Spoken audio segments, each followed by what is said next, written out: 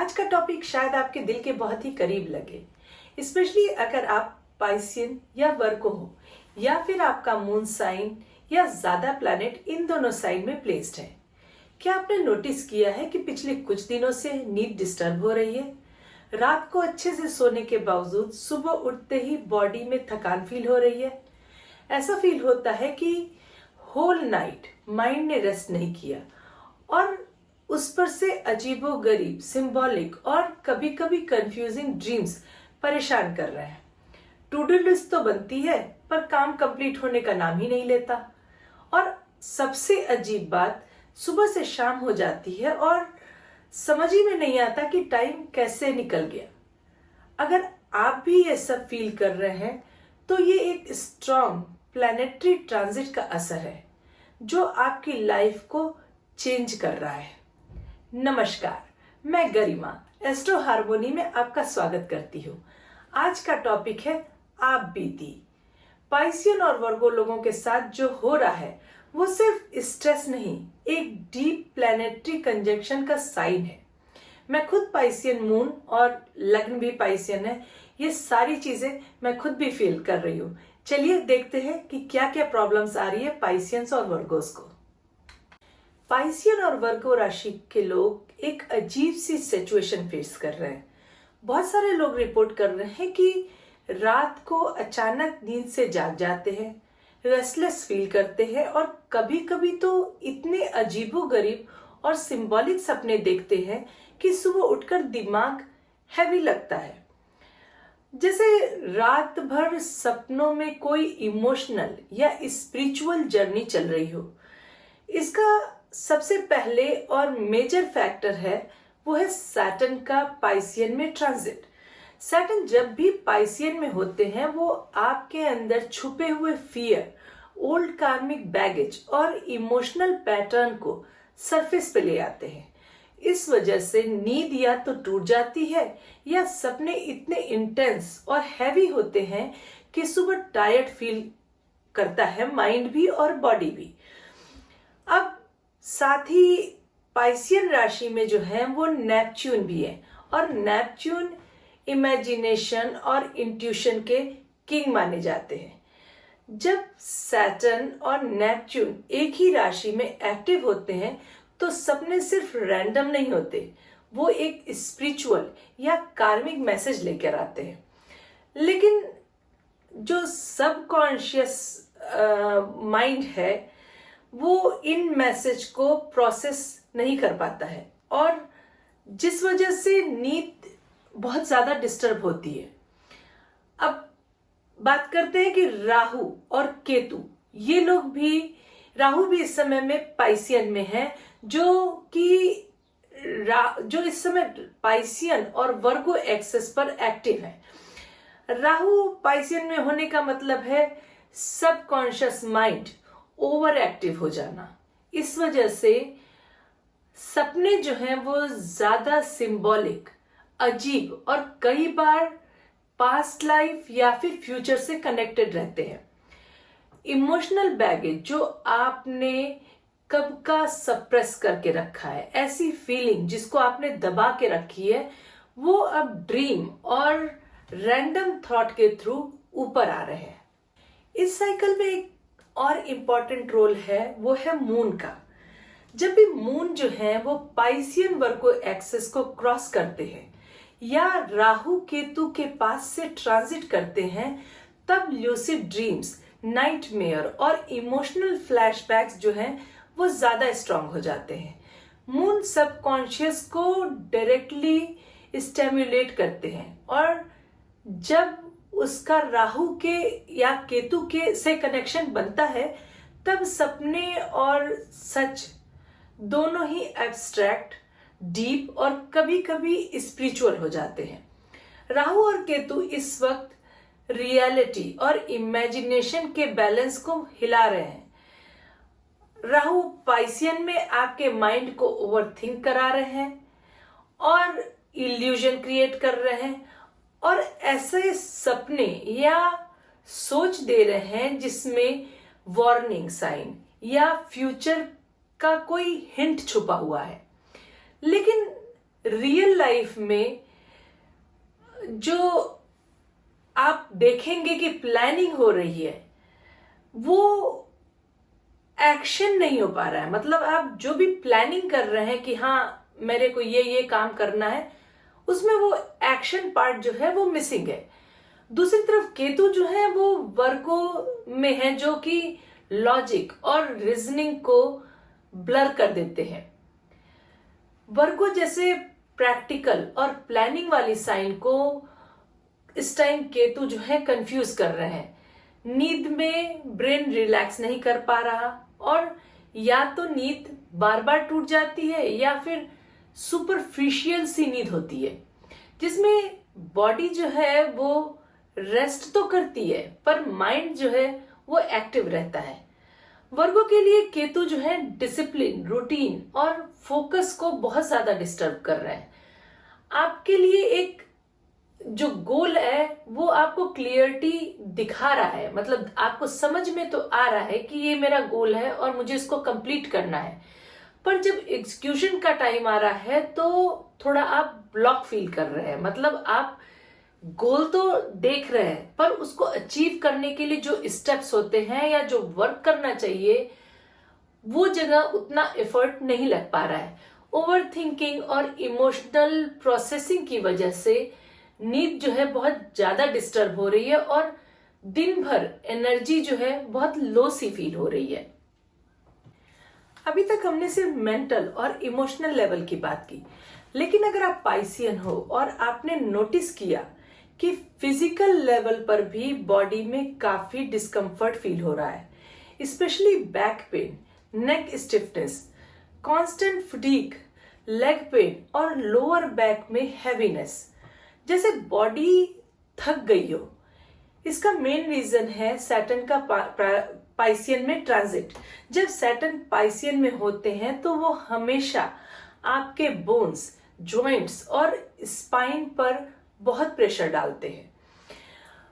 Piscean एक water sign है, इस वजह से बॉडी जो है वो उसमें फ्लूइड रिटेंशन, स्वेलिंग या स्टिफनेस का रिस्क जो है बहुत ज्यादा बढ़ जाता है। इस वजह से बॉडी में एक थकान सी फीलिंग होना या फिर बैक पेन का ज्यादा होना ये देखने को मिलता है। वैसे सच कहूं तो बैक पेन का असली रूट कॉज आपके सप्रेस किए हुए जो इमोशंस है और स्ट्रेस है वो होते हैं, जिसके थ्रू बॉडी ज्यादा पेन करती है। मतलब पाइसियन लोग तो वैसे भी नेचुरली इमोशनल स्पॉन्ज माने जाते हैं, जो दूसरे का पेन फील करते हैं और अपना सप्रेस करते हैं। तो जब सैटर्न आपके साइन में होते हैं वो आपको फोर्स करते हैं कि अपने अंदर की इमोशंस, फियर और पुराने कार्मिक जो स्ट्रेस है उनको फेस कीजिए, उनको रिलीज कीजिए। और इसके साथ ही राहु भी पाइसियन में है, और जब सैटर्न और राहु एक ही साइन में होते हैं तो माइंड और बॉडी दोनों पर प्रेशर बहुत ज्यादा करते हैं, जिसकी वजह से हमें स्लो मोशन सी फीलिंग और कंफ्यूजन वाला सिचुएशन या कंफ्यूज्ड माइंड और इमोशनल ड्रेन ऐसी फीलिंग हमेशा बनी रहती है। लोअर बैक में हैवीनेस होना, शोल्डर और नेक में टाइटनेस या स्टिफनेस सा फील होना, और जब तक हम अपने इमोशन को या जो भी हमारे इमोशनल पेन है इनको रिलीज नहीं करते तब तक जो है वो बॉडी में एज अ दर्द और इस स्टिफनेस के फॉर्म में रहते हैं।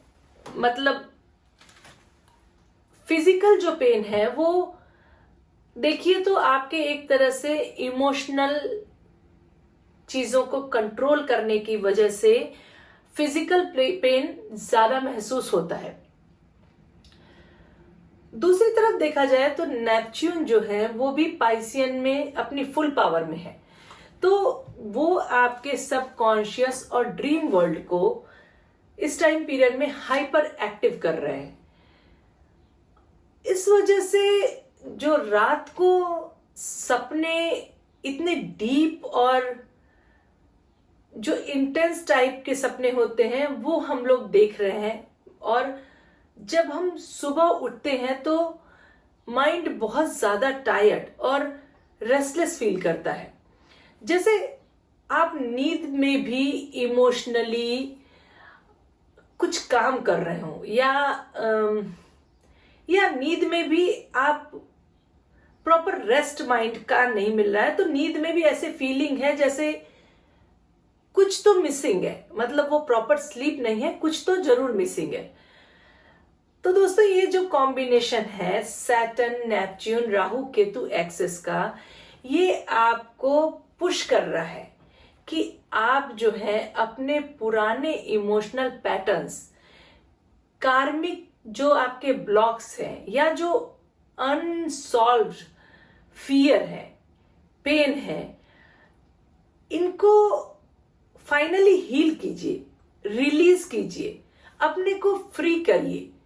जब तक आपका इनर वर्ल्ड क्लीन और क्लियर नहीं होता, तब तक ये जो प्लैनेट है ये बार बार नींद के जरिए, ड्रीम के जरिए, या फिर फिजिकल बॉडी में पेन के जरिए रिपीट होते रहेंगे, हमें शो कराते रहेंगे कि खुद को हील करो।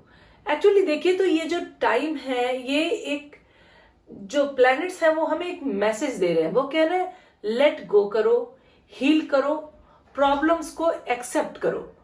जो कुछ भी आप सपनों में देख रहे हैं या बॉडी में जो महसूस कर रहे हो, वो सिर्फ आपके अंदर की जो अनसुनी और सप्रेस की हुई एनर्जी है उसका साइन है, उसका सिग्नल है। आप अपने इमोशनल जो फीलिंग है, या अपने जो इमोशंस हैं, या आपके जो फियर है, जो इनसिक्योरिटी है, इनको हील कीजिए, इनको एक्सेप्ट कीजिए। तो आप देखेंगे कि स्लीप में भी चेंजेस आएंगे, बॉडी पेन में भी चेंजेस आएगा। जस्ट ट्राई करके देखिए। तो अभी यहीं पे नहीं, अभी तो ये सिर्फ फिजिकल और मेंटल लेवल की बात है। अब बात करेंगे कि डेली लाइफ में कितनी प्रॉब्लम्स आ रही हैं। ये जो इतने सारे प्लैनेट एक साथ एक्टिव है, तो उसका डेली लाइफ पे क्या असर पड़ रहा है। पाइसियन और वर्गो दोनों ही एक ऐसी एनर्जी लूप में फंसे हुए हैं जिसमें माइंड में सोच तो बहुत ज्यादा हो रही है, plans, idea, to do list बहुत लंबी होती जा रही है, लेकिन ग्राउंड रियलिटी में कुछ भी कंप्लीट नहीं हो पा रहा है। समय का जो ये टाइम है, इसका फ्लो जो है वो इतना फास्ट और इल्यूजनरी लग रहा है, जैसे सुबह और शाम का फर्क समझना काफी डिफिकल्ट हो गया है। दिन कैसे बीत रहा है पता ही नहीं चलता। और सबसे इंटरेस्टिंग बात यह है कि ये कोई नॉर्मल लेजीनेस नहीं है या प्रोक्रेस्टिनेशन नहीं है कि पाइसियन और वर्गोस वो लेजी हो गए हैं या वो प्रोक्रेस्टिनेशन कर रहे हैं। ये प्लैनेटरी अलाइनमेंट का इफेक्ट है जो कि हमारी प्रोडक्टिविटी और मेंटल क्लियरिटी दोनों को ब्लॉक कर रहा है। इस वक्त राहु पाइसियन में है, और जब भी राहु पाइसियन को ट्रिगर करते हैं तो रियलिटी और इमेजिनेशन की बाउंड्री ऑलमोस्ट डिसॉल्व हो जाती है। आपका माइंड बार बार सोचता है, सोचने और ओवर प्लान करने में अटक जाता है। मतलब आप ज्यादा चीजें सोचते हैं, ओवर प्लान करते हैं और प्लानिंग ही करते रह जाते हैं। आइडिया और पॉसिबिलिटी भी इतनी ज्यादा होती है कि फिजिकल एक्शन जो होता है वो थोड़ा लेना मुश्किल हो जाता है। वर्क शुरू करना तो दूर, हम लोग जो है खुद को मेंटली प्रिपेयर करने में भी बहुत ज्यादा टायर्ड फील करते हैं, ओवरवेल्म्ड फील करते हैं। आप बस सोचते हो और एक्शन जो है वो पेंडिंग में शिफ्ट हो जाता है। दूसरी तरफ जो केतु है वो वर्गो में है, जो प्रैक्टिकल माइंड और सिमेट्रिक जो प्लानिंग होती है उसको बहुत ज्यादा स्कैटर कर रहा है। वर्को जो है उनकी माइंड जो है डिस्ट्रैक्शन और डिटैचमेंट की तरफ बहुत ज्यादा खींच रहा है। फोकस किसी एक टास्क पर उनका नहीं होता, जिससे कि वर्क जो है उनका कंप्लीट नहीं होता है। एक वो शुरू करते हैं, माइंड दूसरे को बोलता है, तीसरे को बोलता है, और एक साथ वो काफी सारे काम करने के बारे में सोचते हैं और करना चाहते हैं। तो होता क्या है, ना तो फर्स्ट वर्क कंप्लीट हुआ ना सेकंड वर्क कंप्लीट हुआ। इस तरह से उनके काम जो है वो कंप्लीट ही नहीं हो पाते हैं। टू डू लिस्ट जो है वो बन जाती है और उसमें नई चीजें ऐड होती जाती है, नई चीजें ऐड होती जाती है, तो टू डू लिस्ट जो है वो लंबी हो जाती है। लेकिन उस पर जो टिक करते हैं ना, कि जब आप टू डू लिस्ट कंप्लीट करते हो तो आप टिक करते हो, वो टिक करने का चांस ही नहीं मिलता, बिकॉज कंफ्यूजन की वजह से कोई भी एक उनका वर्क कंप्लीट ही नहीं होता। इस साइकिल का और स्लो और हैवी बना रही है, ये जो साइकिल है इसको और ज्यादा स्लो बना रहे हैं वो है सैटर्न। इनका नेचर ही स्लो होता है, तो ये क्या करते हैं कि हर एक चीज में डिले क्रिएट कर रहे हैं। और जब वो पाइसियन में ट्रांजिट करते हैं तो उसका सीधा इफेक्ट वर्गोस पे भी पड़ता है, क्योंकि सातवीं दृष्टि वर्गों के ऊपर होती है। तो वो जो है आपके माइंड और बॉडी दोनों को धीरे चलाते हैं। मतलब माइंड भी फास्ट वर्क नहीं करता और बॉडी भी फास्ट वर्क नहीं करती। चाहे समय कितना भी कम क्यों ना हो, आपका काम कंप्लीट नहीं होता और आप पूरे टाइम टायर्ड फील करते हो, एग्जॉस्टेड फील करते हो, ओवर बर्डन फील करते हो, और आपको ऐसे लगता है आपके पास बहुत कुछ है करने के लिए, टाइम बहुत कम है, बट उसका आउटकम कुछ भी नहीं निकलता। ये सब मिलाकर पाइसियन और वर्गो दोनों इस टाइम पीरियड में बहुत परेशान है, जहां वर्क ज्यादा और टाइम कम सी फीलिंग हो रही है। लेकिन एक बात ध्यान रखने की है कि ये पीरियड आपके फेल्योर या वीक प्लानिंग के लिए नहीं बना है, बल्कि एक इनर ट्रांसफॉर्मेशन के लिए बना है। आपका जो आउटर वर्ल्ड है वो स्लो चल रहा है, क्योंकि आपके इनर वर्ल्ड जो है वो रिसेट हो रहा है इस समय। तो ये प्रोसेस जो है ये थोड़ा डिफरेंट है। मीन्स आप आउटकम उतना नहीं दे रहे हो, आउटर वर्ल्ड आपका थोड़ा स्लो है, पर इनर वर्ल्ड में स्पिरिचुअलिटी वाइज, अपने को काम डाउन करने के वाइज और बहुत कुछ अंदर चल रहा है, जो कि कहते हैं ना प्रोसेस को रिसेट करता है। ये जब ये इमोशनल और कार्मिक पैटर्न क्लियर हो जाएगा, तब ये जो स्टक एनर्जी है ये ऑटोमेटिकली शिफ्ट होकर प्रोडक्टिव और क्लियर एनर्जी बन जाएगी। पर इस टाइम पीरियड में कुछ चीजें हैं जो ध्यान देना चाहिए। अगर आप रियली सिक हैं तो प्लीज डॉक्टर के पास जाइए, डॉक्टर को दिखाइए, क्योंकि आप जस्ट प्लैनेट के वजह से कि मेरा प्लैनेट इस समय ऐसा है, या मेरे पर शनि की 7.5 चल रही है, या शनि का बहुत ज्यादा इफेक्ट है, ये सोच के डॉक्टर के पास न जाएं, ये तो सही बात नहीं है। अगर आपको फील हो रहा है कि आपकी बॉडी आस्क कर रही है, और आपकी बॉडी आपको आस्क कर रही होगी, अगर वो उस पोजीशन में होगी कि डॉक्टर के पास जाना चाहिए, तो प्लीज जाके डॉक्टर को दिखाइएगा।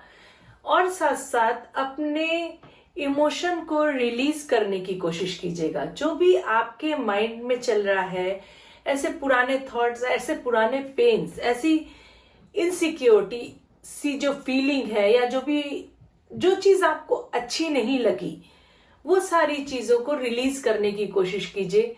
अब उसके लिए आप जर्नलिंग कर सकते हैं, या फिर आप रोज रात को जर्नलिंग कर सकते हैं तो बहुत अच्छी बात है। अगर नहीं कर सकते तो दिन में जब कभी आपको ऐसे फ्लैशेस आ रहे हैं, मतलब आपको प्रॉब्लम्स माइंड में आ रही है या ट्रिगर कर रही है, या आपको लग रहा है कि उस टाइम में ऐसे पेन हुआ था, उस टाइम उसने ऐसे बात की थी, ये सारी चीज को कभी भी लिख लीजिए। और ये अगर आप काम करेंगे ना, तो धीरे धीरे आप अपने इस प्रॉब्लम्स को देखेंगे, ध्यान देंगे, समझने की कोशिश करेंगे, उसको सप्रेस नहीं करेंगे। पॉसिबल हो तो थोड़ा ग्राउंडिंग कीजिए, थोड़ा ग्रास में चलिए, अपने को पीस देने की कोशिश कीजिए, मेडिटेशन कीजिए, और सबसे ज्यादा बहुत छोटे छोटे गोल बनाइए। ऐसा नहीं कि गोल एकदम बिग गोल है और जब अचीव नहीं हो रहे हैं वो गोल, या बहुत सारे टास्क हैं टू डू लिस्ट में और जब वो कंप्लीट नहीं हो रहे हैं तो वैसे स्ट्रेस लेवल बहुत ज्यादा बढ़ जाता है। तो जो गोल्स हैं उनको छोटे छोटे बनाइए। अगर बहुत बॉडी पेन हो रही है, ये स्पेशली उनके लिए है, पाइसियंस के लिए जिनकी 7.5 चल रही है।